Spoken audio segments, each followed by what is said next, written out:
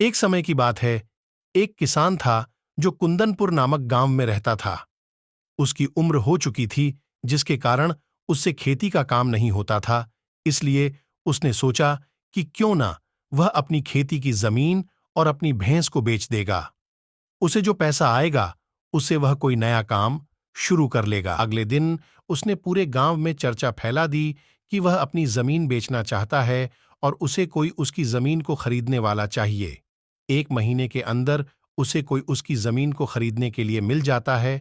उसे वह अपनी जमीन बेच देता है। अब उसे बस अपनी भैंस को बेचना था, पर उसे कोई आदमी नहीं मिल रहा था जो उससे उसकी भैंस को खरीद ले।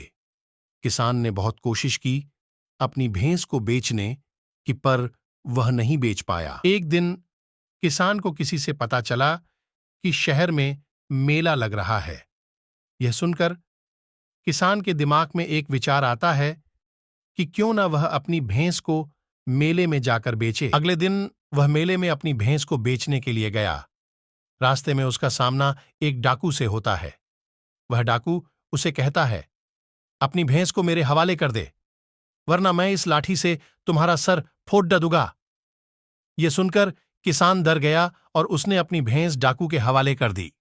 पर जैसे ही डाकू अपना हाथ भैंस को पकड़ ढाने के लिए आगे बढ़ाता है, उससे उसकी लाठी गिर जाती है।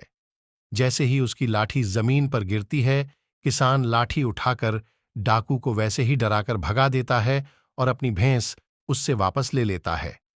फिर वो अपनी भैंस को लेकर मेले में जाकर बेच आता है। अब उसके पास बहुत ज्यादा धन होता है, जिससे वो एक नया काम शुरू करता है और अपनी आगे की जिंदगी गुजारता है।